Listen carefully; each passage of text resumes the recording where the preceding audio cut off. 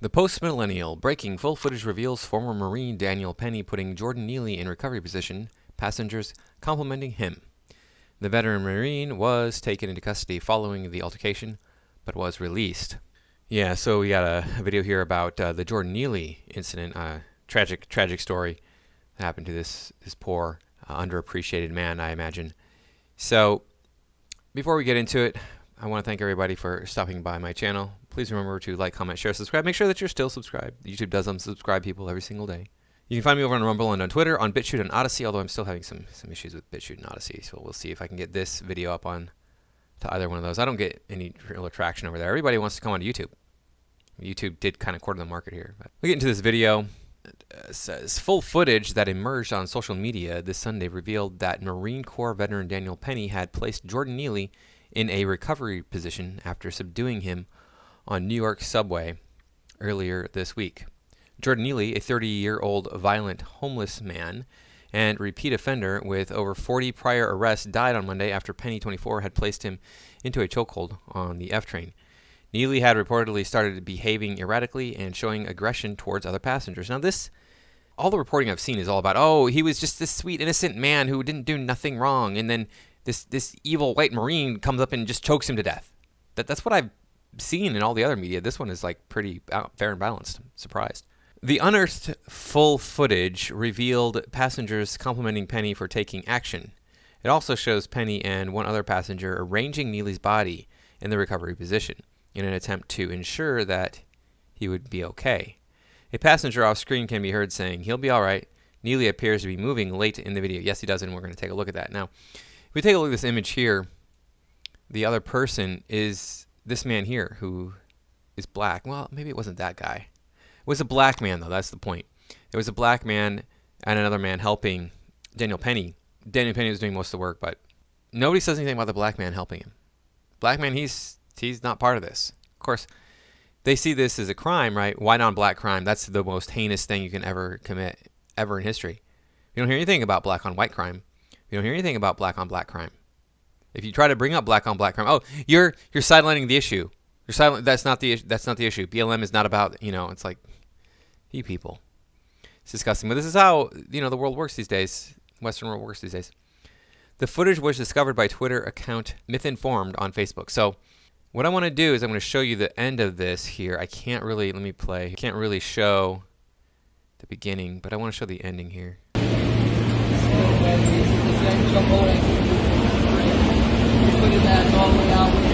So you saw right there, Jordan Neely took a big breath there. Now, that might have been his last gasping breath right as he died.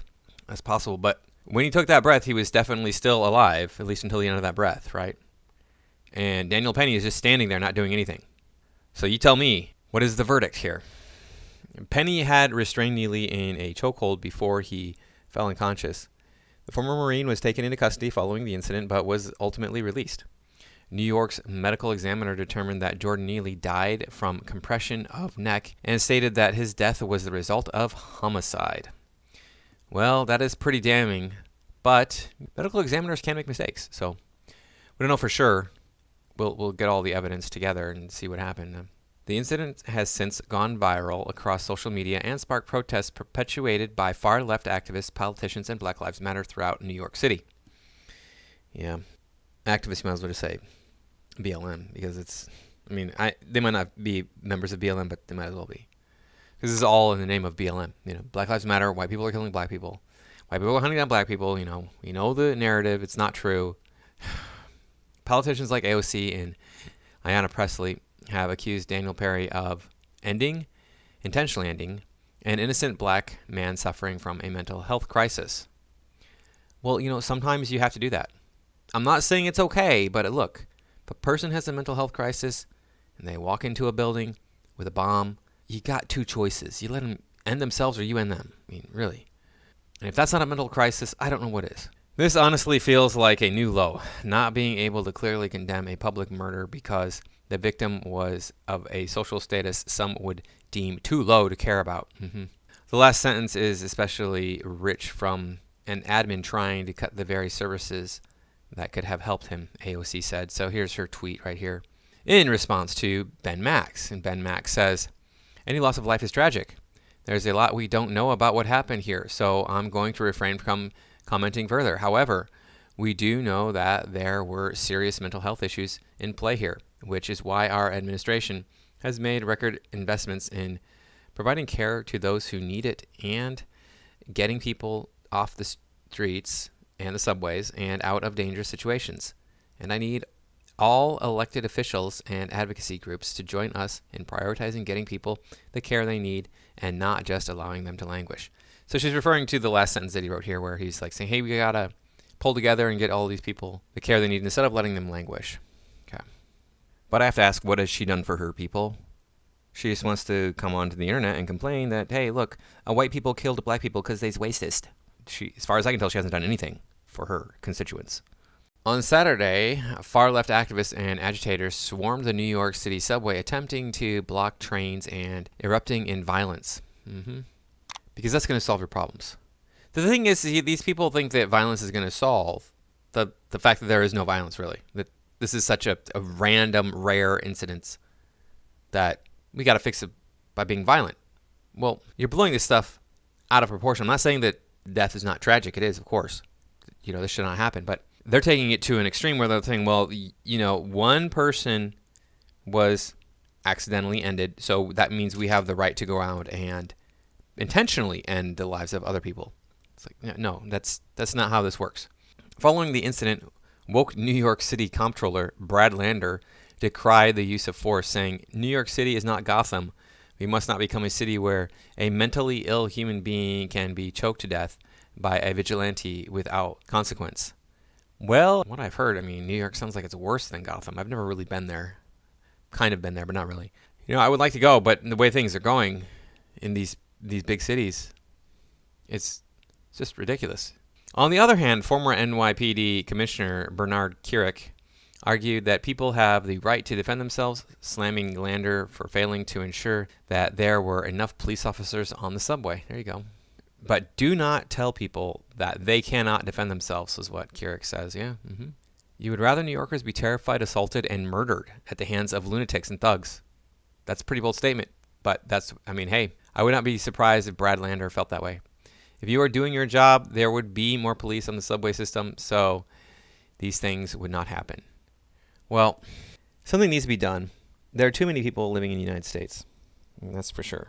The United States is the third most populated country in the world at only about 330 million. But that's just too many people to be living, especially when you get into these cities like New York where you got, 12 million people living right on top of each other? These things are going to happen when you get in those situations. So there are solutions to these problems. We are not implementing them. I don't know what's going on, why we're not implementing them. But the people who need the most help don't appear to be getting it for whatever reason. So victims and witnesses have since come forward regarding Neely's history of violent behavior and aggression. The night before Neely's death, a Reddit user claims that the violent homeless man attempted to shove an innocent individual waiting to board the train onto the train tracks. Progressive DA Alvin Bragg is investigating the incident. I don't think we have any comments down here, do we? Yeah. So this is part of life in the big cities is what people are saying, and I have proof of that here. It is not uncommon on a subway train to see someone like Jordan Neely who appears to either be struggling or is kind of yelling, acting out. I missed the era of COVID, but I wonder broadly, is what Jordan Neely was doing, is that an uncommon thing to see on a subway in New York these days? It is not uncommon. And I only can speak from anecdotal experience. I also grew up in New York. I've been on again, off again, riding the subways for 25 years. And from my anecdotal experience, there are more people who are displaying signs of mental illness or drug use on the trains now than they were several years ago. I've had personal encounters. I was on my way to WNYC a few months ago to guest host a radio show. It was 8 a.m. Relatively, enough people were on the train. It was not empty in any respect. And a man who appeared at first to be just an aggressive panhandler somehow picked me out of the crowd, got in my face, spit in my face. I was wearing a mask. fortunately, and then moved on. And part of what I found a little unsettling about it was nobody else on the train intervened. I understand that, but nobody even said anything to me afterwards, like, hey, are you okay? Or, hey, sorry about that. And I think what that indicates is it's so normal. I doubt the people, once they got off the train, thought much about it or texted a friend about the incident. So yes, this is a common thing. Now, this is from NPR. This is Today Explained. And they're being very flippant about this incident that he brings up here. And just about, hey, it's life in the big city. That's how it is what it seems like. It's not okay, but that's the way it is. And I'm like, no, I disagree with that entirely. What has happened to the world in the last 50 years that we used to have civility in and we don't anymore? Maybe it's just me that seems to think that, but it seems like other people are like, yeah, things used to be more civil before. People used to be more patient. People used to be kinder, more considerate, more thoughtful. And they're not anymore. And in these big cities, here's a perfect example. So I was at work, and I ran out to grab some food. I was in line, got some food to go. I came back out, and I was crossing the street. I had to stop at the light, press the button, wait for the light to change. Well, there were these two women who were in line in front of me, and they got to-go food as well. They were standing in the street. They were standing in the street on the corner there, waiting to cross. I was standing on the curb like you're supposed to, like a civilized human being. But this car comes driving down to turn right, and they're standing right there. And he blows his horn. And they're like, what's he honking at? And I'm like, I think he's probably honking because you're standing in the street. And she's like, we're not that close. She was standing a foot away from the curb. I mean, the lanes aren't that wide. They're only like 6 or 7 feet wide, aren't they? I mean, the lanes vary, of course. But yeah, it's only like 6 feet wide or something. And you were standing a foot from the curb. That's like 15%. You're blocking like 15% of the... More than that, probably 20%, because she was a chubber. So these people do not have any concept. They're so inept intellectually. They can't go, oh, well, maybe there's other people that need to do stuff here, so maybe I should do what I can do to allow other people to do their thing. I mean, stand on the curb like you're supposed to. NPR is another part here from Today Explained that I wanted to play for you. James King's, he was telling me, like, he felt as a Black man who has lived much of his life unhoused, like that could have been him. And he just was really scared by that and just feeling very unsettled by it. And I think they both also felt really helpless, like they had stumbled onto this scene when it was too late for them to do anything, and yet they still felt like they should have done more. I had assumed like these guys had his best intention in mind, but they didn't. And the way that he was moving him around on the ground was really aggressive. And you saw that happening? And I saw that happening. His eyes were staring off. He wasn't moving. He was dead. I did not realize he was dead when I seen him. But I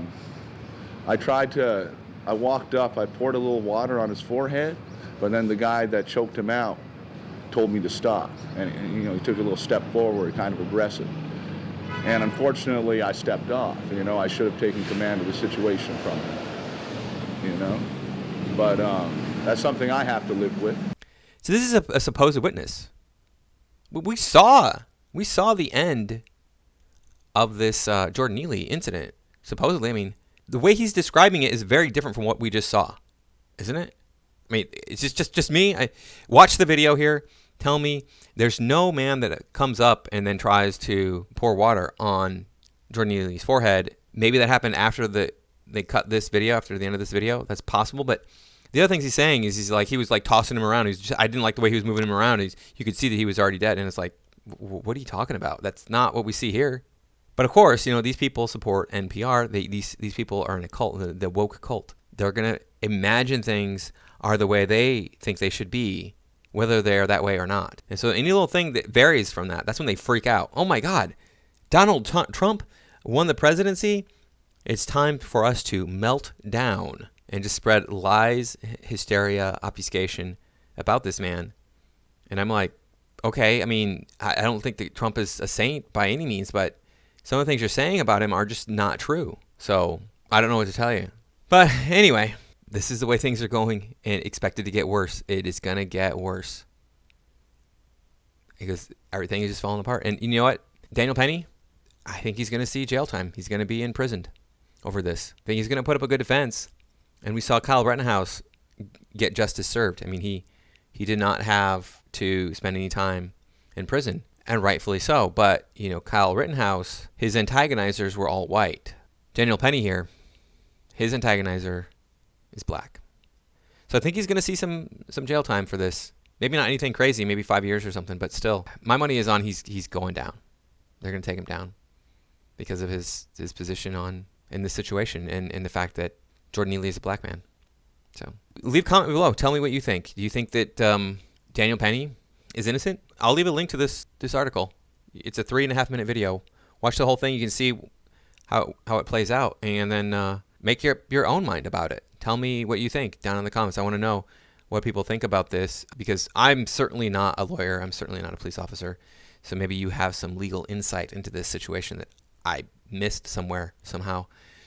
Obviously, it doesn't show Jordan Neely being the aggressor at any point in this video, but that doesn't mean that he isn't. Let's assume that he is. Let's assume that Jordan Neely was being aggressive, which warranted Daniel Penny stepping in and subduing him.